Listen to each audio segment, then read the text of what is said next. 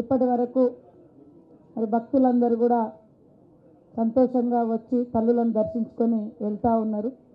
అందరినీ కూడా మేము మనస్ఫూర్తిగా స్వాగతిస్తూ ఆ తల్లుల యొక్క దీవెనలు ఆశీస్సులు భక్తులందరి మీద ఉండాలని మనస్ఫూర్తిగా సమ్మక్క సారలమ్మని కోరుకుంటూ, రేపు కూడా మన గవర్నర్ గారు దాదాపుగా ఇప్పటికీ 2 సార్లు వారు ఇక్కడికి వచ్చిండ్రు.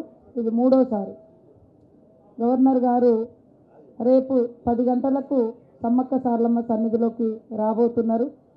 వారి పర్యటన అనంతరం మరి 12 గంటలకు సీఎం రేవంత్ రెడ్డి గారు వారు కూడా రావడం జరుగుతుంది. వారితో పాటు మరి శ్రీనివాసరెడ్డి గారు, ఇతర మంత్రులు కూడా, ఇన్ఛార్జ్ మినిస్టరు శ్రీనివాసరెడ్డి గారు, ఇతర మంత్రులు కూడా రావడం జరుగుతుంది.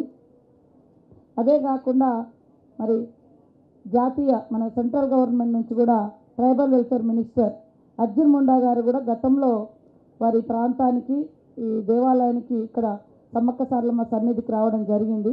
మేము పర్సనల్గా వారికి ఇన్విటేషన్ ఇవ్వలేకపోయినా వారు వస్తున్నందుకు వారికి మనస్ఫూర్తిగా స్వాగతం పలుకుతూ, ఇప్పటి వరకు మీరందరూ కూడా సహకరించి తల్లుల యొక్క కీర్తిని, జాతర యొక్క విశిష్టతను, జాతర జరుగుతున్న తీరును ఎప్పటికప్పుడు సమాజానికి తెలియజేయడంతో ఇంకా ఉత్సాహంగా ఎండలున్న అంటే ఇక్కడ భక్తుల రద్దీ కూడా చూసిరు ఎంత విపరీతంగా వస్తున్నారు.